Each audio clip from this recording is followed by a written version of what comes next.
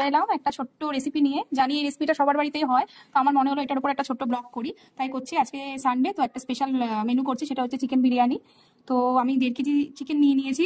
সেটার মধ্যে একটু আদা রসুন বাটা, টমেটো বাটা, টক দই, একটু গোলাপ জল, কেওড়া জল, এই মিঠা আতরটা দেবো, মিঠা আতর দিয়ে তার সাথে একটু সর্ষের তেল দিয়ে মাংসটাকে নুন হলুদ সামান্য একটু জিরের গুঁড়ো ধনের গুঁড়ো দিয়ে মাংসটাকে মিঠে ম্যারিনেট করে রেখে দেবো। তো সেটাই তোমাদের সামনে দেখাচ্ছি। দেখো কিছু জিনিস আমার দেওয়া হয়ে গেছে এখানে। তো এবার আমি এর মধ্যে একটু মিঠা আতর দেবো, তারপরে সর্ষের তেলটা দেবো। তো এবার একটু দিয়ে দিচ্ছি মিঠা আতর, অল্প করে দিলাম মিঠা আতর। আর একটুখানি আবার একটু কেওড়া জল দিচ্ছি, কারণ একটু কম হয়েছে কেওড়া জলটা। আর একটু রোজ ওয়াটার আর একটু দিচ্ছি আমি। এবার দিয়ে দিচ্ছি এর মধ্যে সর্ষের তেল। জানি এই রেসিপিটা সবাই জানো বন্ধু তোমরা, তবু আমার মনে হলো এটার উপর একটা ছোট্ট ব্লগ করি, তো করছি। এই জন্য হঠাৎ মনে হলো আজকে একটু চিকেন বিরিয়ানি বানাই।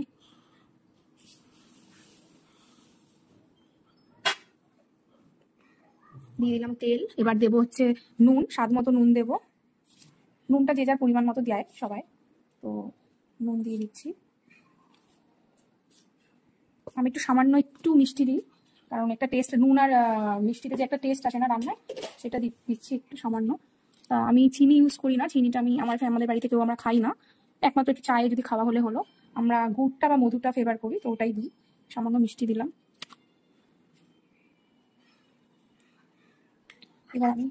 এবার আমি এটাকে ম্যারিনেট করবো, মেখে নেবো।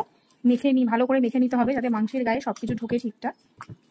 মেখে নিয়ে এটাকে প্রায় আপনার 1.5 ঘন্টা রাখতে হয়। 1.5 ঘন্টা তো রাখতেই হবে, কারণ যাতে এর মধ্যে মাংসের মধ্যে যাতে ভালো করে পুরো জিনিসগুলো ভালো করে ঢোকে।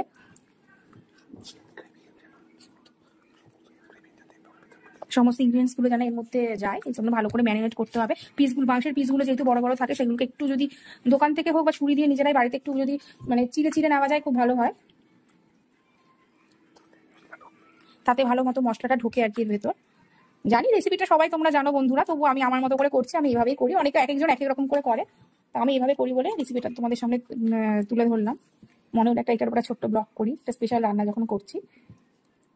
এইভাবে মেখে এবার রেখে দেবো। পরে কার বাড়িতে কি রান্না হচ্ছে অবশ্যই জানিও। আজকে রবিবার, সানডে, কমেন্টসে সবাই জানিও আজকে রবিবার কার বাড়িতে কি রান্না হয়েছে। আমি এটাকে এবার মেরিনেট করে রেখে দেবো কিছুক্ষণ, তারপরে বিরিয়ানিটা শুরু করবো করা।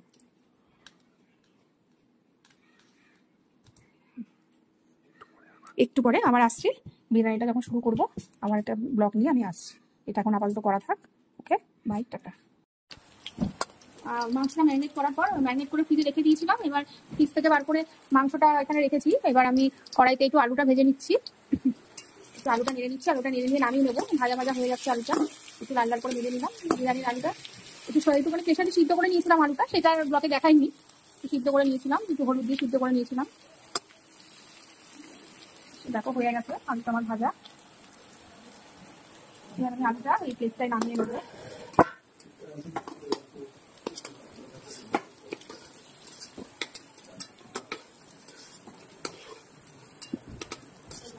আর একটু সামান্য তেল দিতে লাগবে, তেলটা কমে গেছে। ওখানে তেল দেবো কড়াইতে। সামান্য একটু তেল দিলাম। তেলটা গরম অবস্থায় দিয়েছি, গরম হয়ে গেছে তেলটা। এবার গোটা গরম মশলাটা ফোড়নে দেবো। গোটা দুটো এলাচ আছে, লবঙ্গ আছে আর দারচিনি আছে, এটা আমি এখন ফোড়নে দেবো। গোটা এলাচ, দারচিনি আর লবঙ্গ এই ফোড়নে দিয়ে দিলাম। দেওয়ার পর আমি কিছু পেঁয়াজ আমি মাংসতে গ্রেট করে দিয়েছিলাম। এবার কিছুটা পেঁয়াজ আমি এরকম কুচিয়ে রেখেছি। ঠিক আছে, যেটা হচ্ছে মাংসের প্রিপারেশনটা হচ্ছে মেন, যেটা বিরিয়ানি মাংসটা আমি দেবো। এই মাংসটাই কুচনো পেঁয়াজটা দিয়ে দিলাম। এই মাংসটা এই পেঁয়াজটা ভেজে নিলাম ভাজবি। এখান থেকে কিছুটা আমি বেরেস্তা তুলে রাখবো, কিছুটা মাংসের জন্য রাখবো। বেশিটা বেরেস্তা রাখবো, কারণ আমি কিছুটা অনেকটা পেঁয়াজই আমি মাংস গ্রেট করে দিয়েছি। ঠিক আছে, অতিরিক্ত পেঁয়াজ দিলে আবার বেশি গিয়ে হয়ে যায়, ঘ্যাট টাইপের হয়ে যায়। সেই জন্য আমি পেঁয়াজটা এখান থেকে বেরেস্তা তুলবো। পেঁয়াজটা অবশ্যই একটু নুন দিয়ে ভাজবেন সবাই। নুন দিয়ে ভাজলে পেঁয়াজটা একটু নরমটা তাড়াতাড়ি হয়। আমি ম্যারিনেট করা মাংসটা দিয়ে দেবো। আমি লঙ্কাটাতে আমি যখন ম্যারিনেট করেছিলাম তখন আমি লঙ্কা দিইনি, আপনারা মানে খেয়াল করেছেন, তখন আমি লঙ্কা দিইনি। আমি লঙ্কা একটু লঙ্কাটা পরে দিই, মানে মাংসটা ঠিক দেওয়ার আগে দিই। তবে শুকনো লঙ্কা বাটা একটু মিশিয়ে দিয়েছি। হ্যাঁ, দিয়ে এবার আমি এটা মিশিয়ে দিচ্ছি। আর আমি দিয়ে দিচ্ছি মাংসটা কড়াইতে। মেশানোটা এখন দেখালাম না, দিয়ে দিচ্ছি।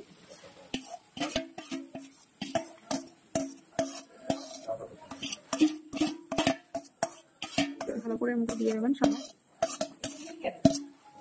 দিচ্ছি ভালো করে উপর নিচ করে দিচ্ছি, ভালো করে উপর নিচ করে দিচ্ছি, মাংসটা নেড়ে দিচ্ছি। এবার এইভাবে নেড়ে যতক্ষণ না তেল ছাড়বে মাংসটা এরকম করে নাড়তে হবে, মাঝে মধ্যে নাড়তে হবে, নাড়লে মাংসটা তলা ধরে যায়।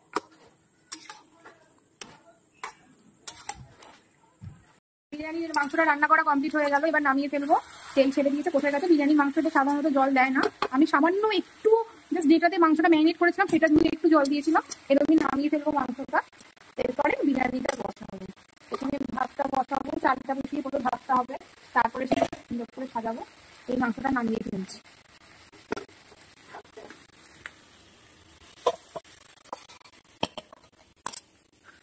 বিরিয়ানিটা আমি সাজাবো হাঁড়িতে, এই জন্য আগে একটু হাঁড়ির মধ্যে ঘি মাখিয়ে নিচ্ছি। হাঁড়িটা একটুখানি গরম অবস্থায় গরম করে একটু গরম করে নিতে হয়, গরম না থাকলে ঘিটা ভালো মতো মাখানো যায় না। হাত দিয়ে মাখাচ্ছি, মানে হাত না দিয়ে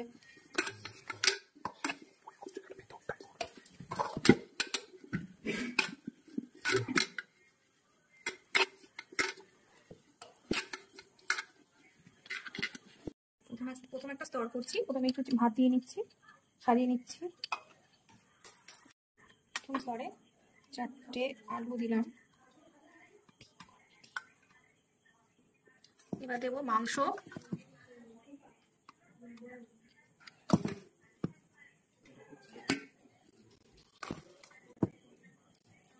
মাংসটা দিচ্ছি।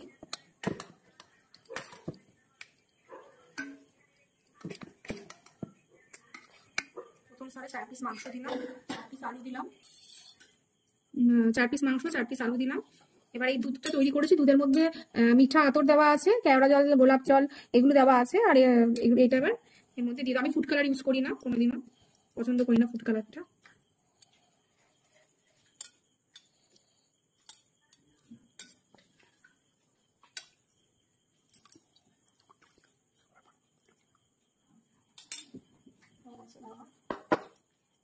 এবার দেবো মিষ্টি একটুখানি, এবার মিষ্টি দেবো, নুন ছিটিয়ে দিলাম। এবার দেবো একটু মিষ্টি। এবার দেবো বিরিয়ানির মশলা। বিরিয়ানির মশলাটা তৈরি করে নিয়েছি, জায়ফল, জয়িত্রী সব রকম দিয়ে বিরিয়ানির মশলা তৈরি করে নিয়েছি, সাহা জিরে, শাহ, গোলমরিচ সবকিছু দিয়ে ওটাকে ভাজা মশলা করে নিয়েছি, একটু নেড়ে চেড়ে ওটাকে মিক্সিতে গুঁড়িয়ে নিয়েছি। আচ্ছা, এবার এটা হচ্ছে প্রথম স্তর তৈরি করে নিলাম। এবার দ্বিতীয় স্তরটা তৈরি করবো।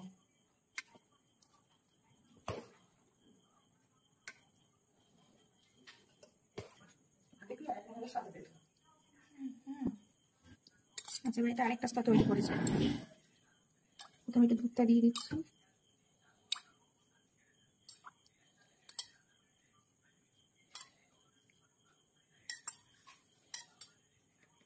নুন দিয়ে দিলাম।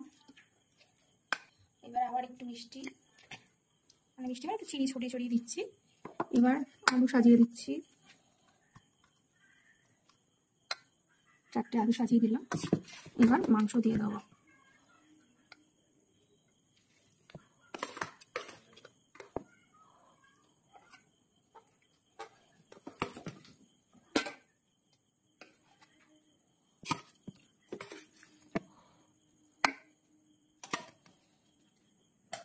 উপর থেকে বেরেস্তা সাজিয়ে দেবো, পেঁয়াজের তৈরি করে রাখা বেরেস্তা, সেটা দিয়ে দেবো এর মধ্যে।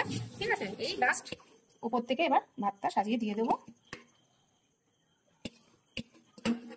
জানি না বন্ধুরা কেমন হবে, করলাম।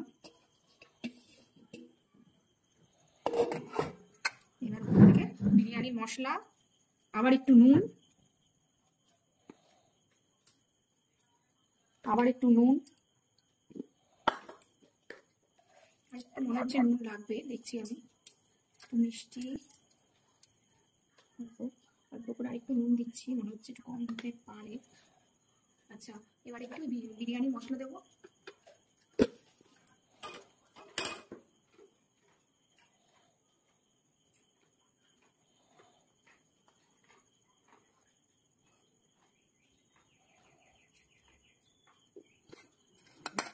উপর থেকে এই দুধটা দিয়ে দেবো। প্রথমে একটুখানি মাঝখানটা একটু ফাঁক করে নিয়ে দিয়ে দেবেন, তারপরে চারিধারে ভালো করে দিয়ে দিতে হবে।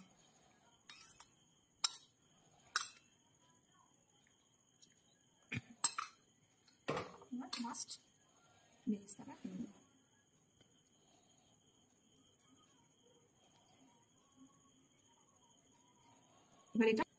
এবার এটাকে চাপা দিয়ে দিলাম। দিয়ে আমার শাশুড়ি মাও আমাকে হেল্প করছে এই কাজে।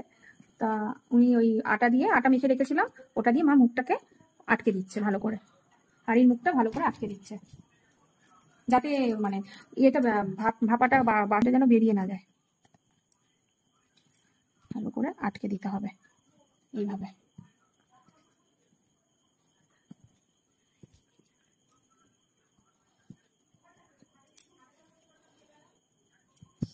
এদিকে একটু লাগবে, একটু স্টিম বেরোলে হবে না। দাও দাও,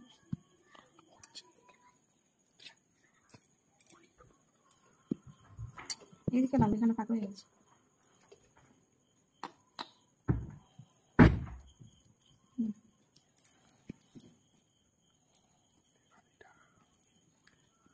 এবার এটাকে দমে বসাবো। এবার এটাকে নিয়ে গিয়ে দমে বসে দেবো। কমপ্লিট, গ্যাস থেকে নামিয়ে নিয়েছি, কমপ্লিট হয়ে গেল। এবার সবাইকে পরিবেশন করব। আজকের মতো আমার ব্লগ শেষ, আবার কালকে দেখা হবে।